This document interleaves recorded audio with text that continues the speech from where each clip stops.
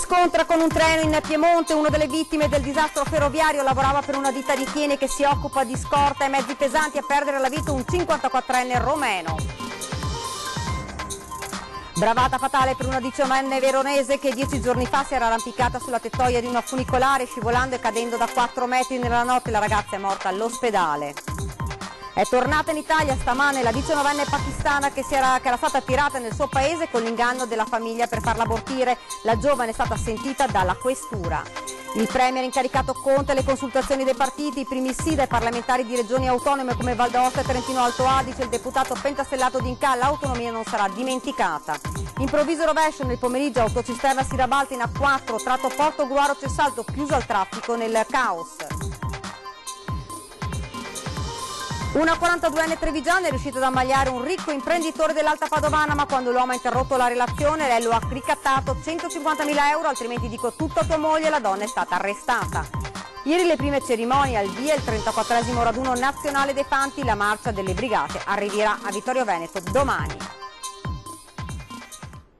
Buonasera, ben ritrovati, edizione regionale dei notiziari di Antena 3 Nord-Est. Lo avete dunque sentito dai titoli, parliamo dell'incidente ferroviario accaduto ieri notte nella tratta Torino-Ivrea e di Thiene, la ditta incaricata del servizio di sicurezza del TIR, finito in mezzo ai binari e travolto dal treno regionale. Sentiamo.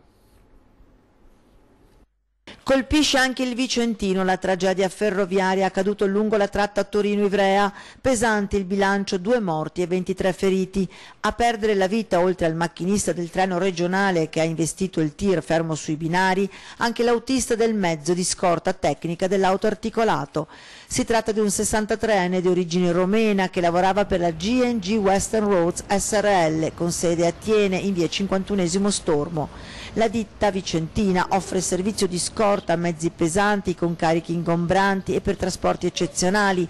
In questo caso il TIR arrivava dall'Austria. L'autista, un 39enne lituano, è stato iscritto nel registro degli indagati per disastro ferroviario. Ditta che si occupa anche di tutte le pratiche, permessi e autorizzazioni necessarie. Alla G&G a Thiene il giorno dopo il drammatico incidente nessuno ha voglia di parlare. Si continua a lavorare anche perché, ci dicono, al momento a loro non è stato comunicato ancora nulla di ufficiale, mentre al riguardo stanno interessando l'avvocato della ditta. Non è ancora chiara la dinamica del grave incidente che a seguito dell'impatto del treno regionale con il TIR ha visto anche deragliare alcuni convogli. La procura di Ivrea ha aperto un'inchiesta.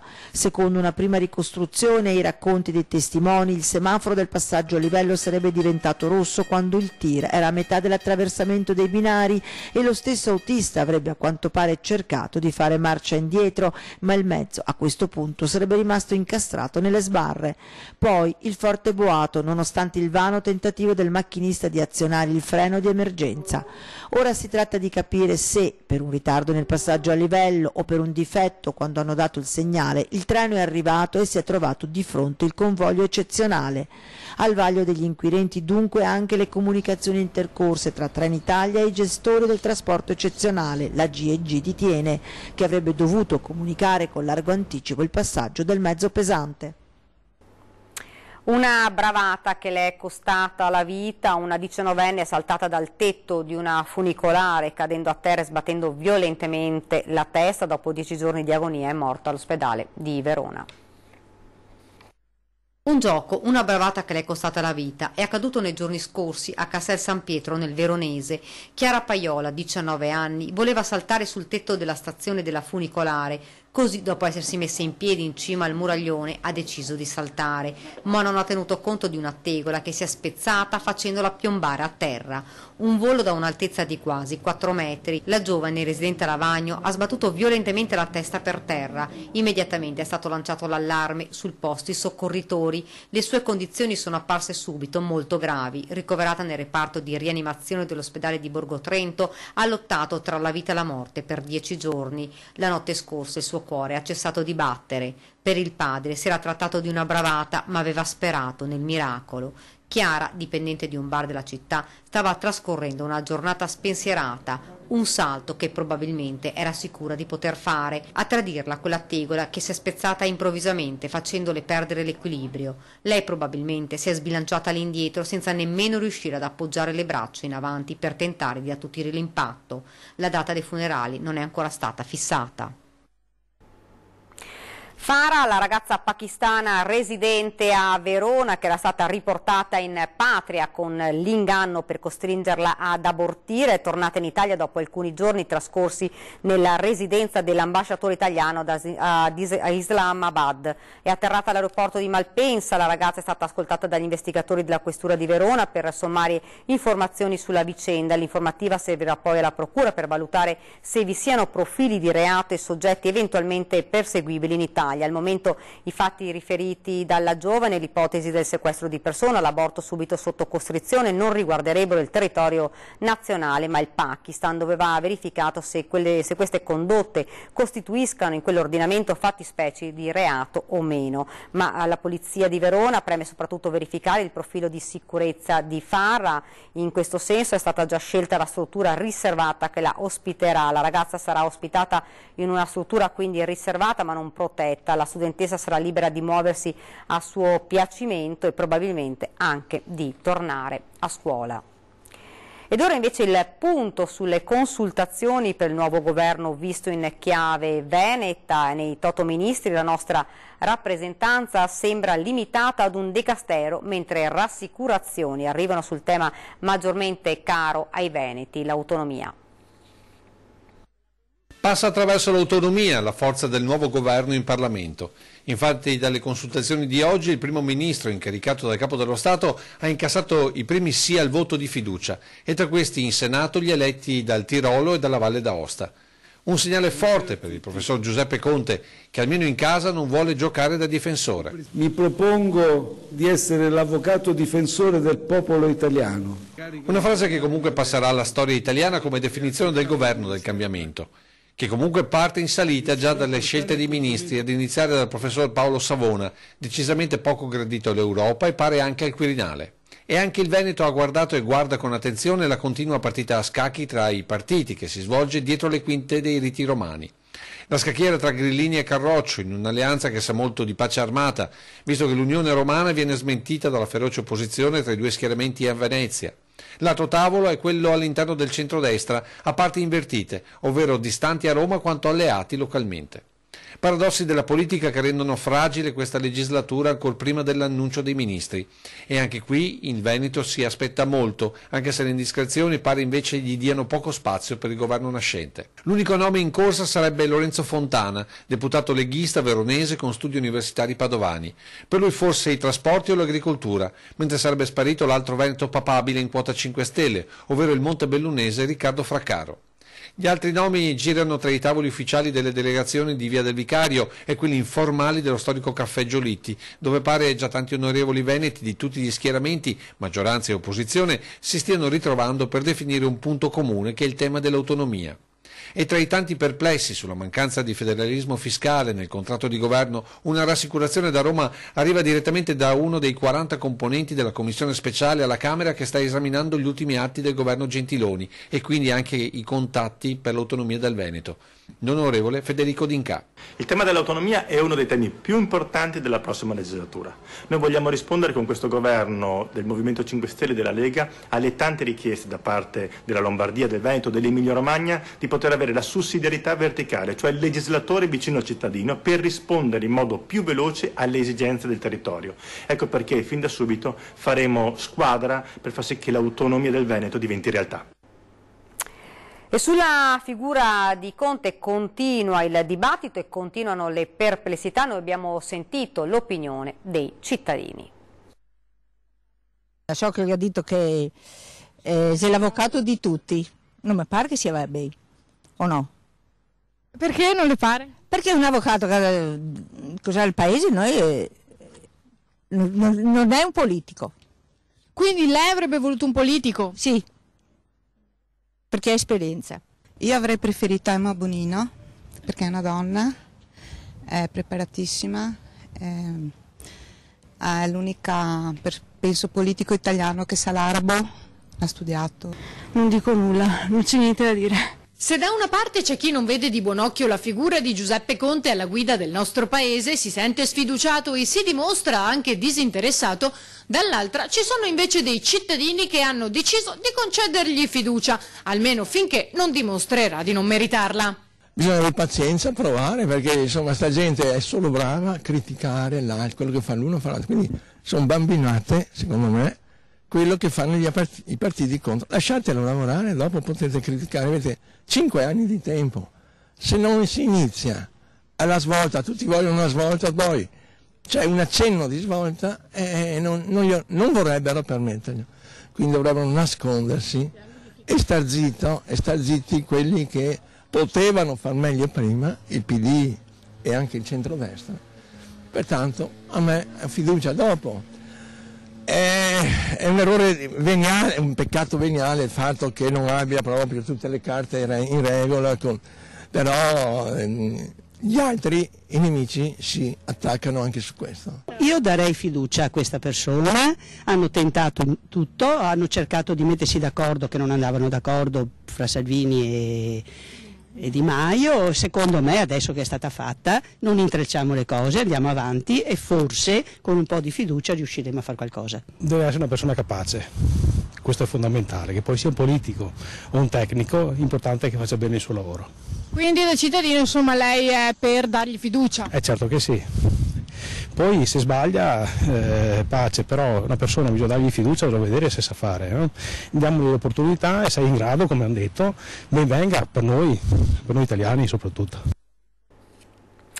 Chiusa l'autostrada A4 fra Porto Gruaro e Cessalto in direzione Venezia a causa di un incidente accaduto intorno alle 15:30. Interdette ai mezzi diretti verso Venezia le entrate di San Stino di Livenza e di Porto Gruaro. La dinamica dell'incidente è incerta a causa della pioggia fitta. Una cisterna che trasportava alimenti si è rovesciata sulla carreggiata. L'autista ferito lievemente è stato medicato dal 118. Tempestivi gli interventi del personale di autovie, della polizia stradale del 115. Il traffico scorre lungo la corsia di sorpasso, si registrano code fra Porto Gruaro e Cessalto in direzione Venezia e fra Meule e Roncade a San Stino di Livenza nella direzione opposta.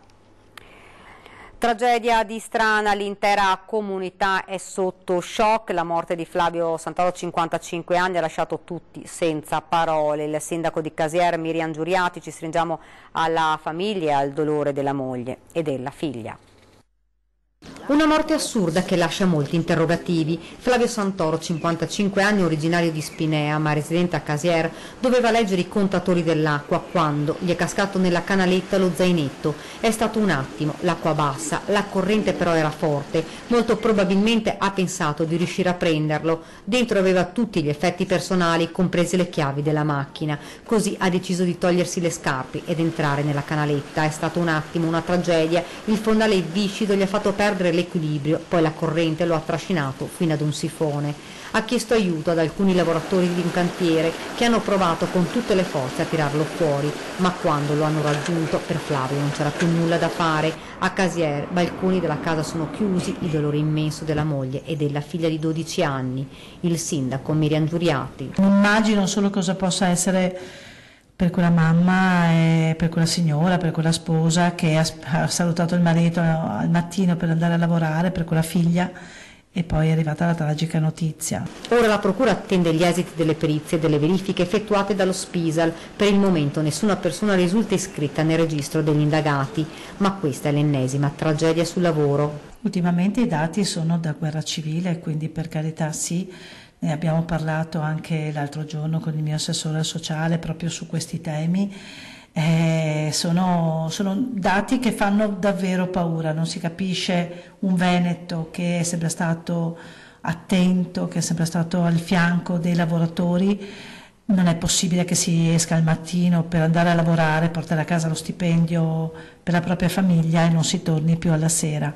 Da un anno circa abitava a Casier, una persona cordiale, sempre disponibile, così lo descrivono i vicini che non riescono a capacitarsi per quanto accaduto. I carabinieri stanno ricostruendo quella che ormai sembra davvero una tragica fatalità. Attorno alle 21 il soccorso alpino trentino è stato allertato dal 118 per il mancato rientro del parroco di Caprino Veronese, 76 anni, da un'escursione sul Monte Baldo. L'ultimo contatto con l'uomo risaliva a mezzogiorno e mezzo di ieri, quando l'uomo aveva chiamato un amico dicendo che era arrivato sulla vetta e si apprestava a tornare indietro. Quando però è sceso il buio ancora non aveva fatto rientro ed è scattato l'allarme. I soccorritori di ALA hanno avviato le ricerche preallertando il soccorso alpino di Verona una volta verificato che la sua auto era ancora parcheggiata e il cellulare suonava libero. L'elicottero di Trento è riuscito poi a individuare il corpo in un canale tra Cimo Longino e Cimo Valdritto rivolto al lago di Gardo, 200 metri sotto la linea di cresta. L'ambulanza ha sbarcato sul posto il medico che ha solamente potuto constatare il decesso dell'escursionista. 7-9 anni per la nuova questura in via Anelli a Padova sono decisamente troppi, lo dicono i sindacati di polizia il giorno dopo l'annuncio del comune. Nuova questura in via Anelli il prima possibile. Per i sindacati di polizia va bene la nuova collocazione, parcheggi per il personale permettendo, va bene lo scambio di beni immobili tra comune e demanio. Quello che non va bene è che per costruire l'edificio della Polizia di Stato in via Anelli ci voglia così tanto tempo. Mi sembrano veramente eccessivi dai 7 agli 8 o forse 9 anni per vedere una nuova questura a Padova. C'è da tenere presente che il Comune dovrà affrontare lo scoglio dell'accordo economico con i proprietari dei mini del complesso Serenissima. L'acquisto si aggira sui 30.000 euro a unità. Vedremo quanti accetteranno senza discutere l'offerta del sindaco. Poi ci sono i cosiddetti tempi romani, legati allo scambio area Prandina, area via Anelli tra Comune e demanio. Chiaramente anche questo è un aspetto che andrebbe chiarito fin da subito. Noi sappiamo molto bene che purtroppo le risorse per quanto riguarda il nostro Ministero sono veramente esigue, per cui nel corso di questi anni abbiamo visto come le collaborazioni con gli enti locali hanno poi determinato dei buoni risultati, vedi ad esempio la creazione del commissariato sezionale Stanga.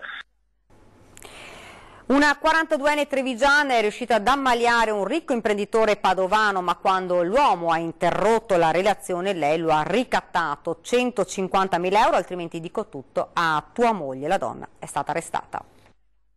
Aveva ammaliato un ricco imprenditore dell'Alta Padovana. Lei, 42enne trevigiana, dotata di molto charme e ben inserita nel mondo dell'imprenditoria locale, era riuscita ad avvicinare e conoscere l'industriale. In poco tempo tra loro era nata una focosa relazione, facendosi pagare dall'uomo anche viaggi e vacanze all inclusive. Una storia passionale durata fino a quando l'uomo ha detto alla 42enne di voler interrompere il rapporto. Ma la donna, per nulla afflitta, ha pensato bene di passare dalle effusioni al ricatto. Così ha detto all'industriale di consegnarle 150.000 euro in cambio del suo silenzio. Insomma, non avrebbe spifferato la moglie della storia e non avrebbe diffuso segreti di profilo economico. L'azione intimidatrice della donna sarebbe durata diverse settimane, con minacce fatte a voce, ma anche con diversi SMS al telefonino dell'imprenditore. L'uomo ha così deciso di andare dai carabinieri e sporgere denuncia. La trappola è scattata poco dopo, quando l'industriale ha fissato un appuntamento con la donna per consegnarle la prima tranche di soldi, circa 20.000 euro. L'incontro era in una stazione di servizio dell'Alta Padovana, ma quando la bella signora ha preso i soldi, ad aspettarla c'erano anche i militari di Cittadella che l'hanno arrestata. L'accusa è di estorsione. Ed ora ci fermiamo un attimo, c'è la pubblicità.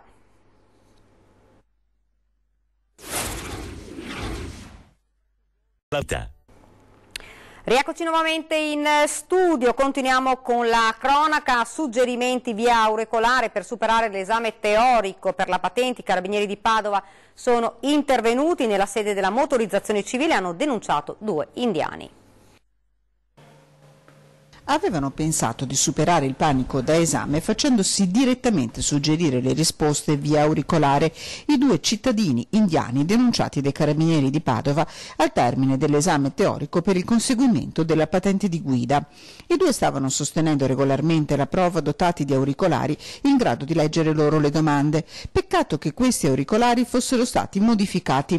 Rumori e suoni anomali, voci che si sovrapponevano, non sono sfuggite all'udito di uno degli esaminatori che ha fatto intervenire i carabinieri. Al termine della prova i 2 indiani sono stati bloccati dai militari che hanno scoperto un piccolo auricolare modificato ad hoc del quale qualcuno suggeriva le risposte. I 2 stranieri sono stati denunciati per truffa aggravata, telefonini auricolari sono stati sequestrati, per ora non si sa chi fosse l'altro capo, ma le indagini continuano. E rimaniamo a Padova, dove un uomo appena uscito dal carcere è stato investito. Scappa a un controllo della polizia e finisce investito da un autobus dell'APS. Un 44enne del napoletano, uscito dal carcere Due Palazzi non più di 5 giorni fa, dopo aver scontato una condanna per tentata rapina, è grave ma non in pericolo di vita all'ospedale. Quando ne uscirà si vedrà assegnata una denuncia per resistenza a pubblico ufficiale. Era con altri 3 balordi in un supermercato di via Chiesa Nuova, pare stesse dando fastidio ai clienti, finché è arrivata una pattuglia della polizia. Il 44enne ha insultato e aggredito uno degli agenti, poi si è dato alla fuga. Ha visto il bus della linea 10 in partenza alla fermata vicina al supermercato, ma nel tentativo di salirvi di corsa è rimasto investito dalle ruote posteriori del mezzo, una corriera a passo lungo.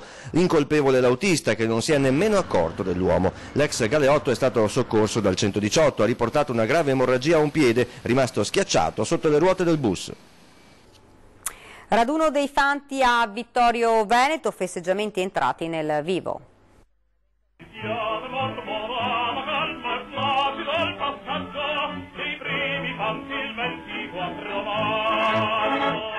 È entrato nel vivo il 34esimo raduno dei Fanti a Vittorio Veneto. Mercoledì il primo appuntamento a Cima Grappa per un ricordo dei caduti del Sacrario. Da qui il pellegrinaggio verso la città della Vittoria, ripercorrendo la linea del fronte dopo la disfatta di Caporetto, seguendo dunque l'alveo del Piave fino a Nervesa della Battaglia, poi su verso Vittorio Veneto.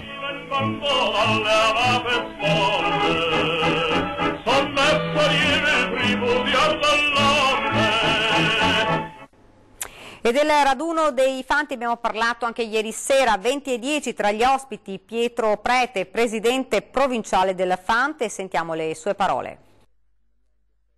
I ragazzi questa mattina sono partiti da Cima Grappa e sta scendendo a piedi lungo le dorsali, sta raccogliendo e sta chiamando a raccolta tutti i caduti dei vari sacrari. Stanno dicendo loro: venite con noi, venite a Vittorio Veneto, perché assieme sfileremo lungo le vie della città santa di Vittorio Veneto, lungo le vie della Vittoria. Si stanno preparando perché a Vittorio Veneto ci saranno le 116 brigate che hanno combattuto nella Grande Guerra. Si stanno preparando perché saranno dietro agli striscioni che rappresentano la loro brigata.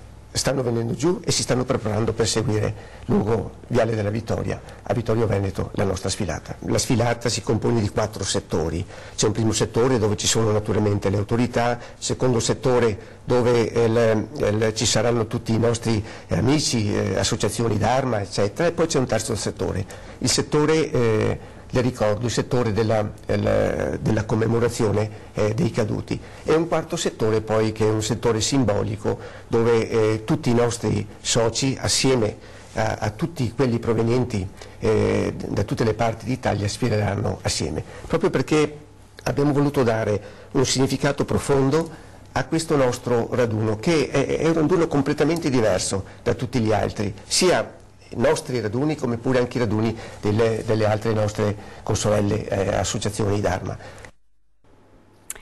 Siamo quasi al termine, vi ricordo questa sera la nostra trasmissione 20:10, ospiti in studio Federico Canera, assessore regionale al turismo, e Paolo Camolei, assessore al commercio del comune di Treviso. Questa era la nostra ultima notizia, vi lascio come di consueto le nostre previsioni del tempo. Grazie davvero per averci seguito e buona serata.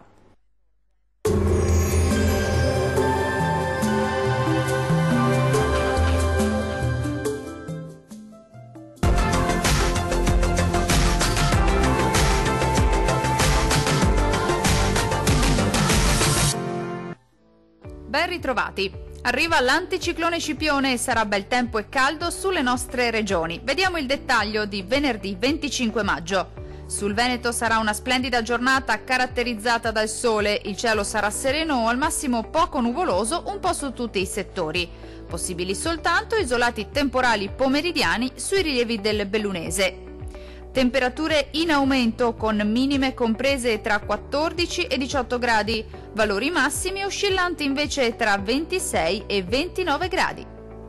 Situazione simile sul Friuli Venezia Giulia, dove a prevalere sarà il bel tempo asciutto e stabile ovunque. Nelle ore pomeridiane potrebbero verificarsi deboli piovaschi sui monti dell'Udinese, ma migliorerà presto col passare delle ore. Anche in questo caso le temperature risulteranno in aumento, con le minime comprese tra 16 e 17 gradi, valori massimi compresi invece tra 26 e 29 gradi.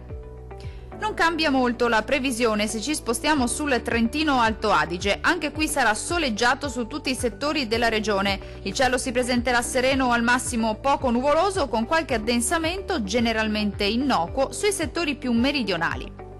Le temperature minime si attesteranno intorno ai 14 gradi, valori massimi oscillanti invece tra 28 e 30 gradi.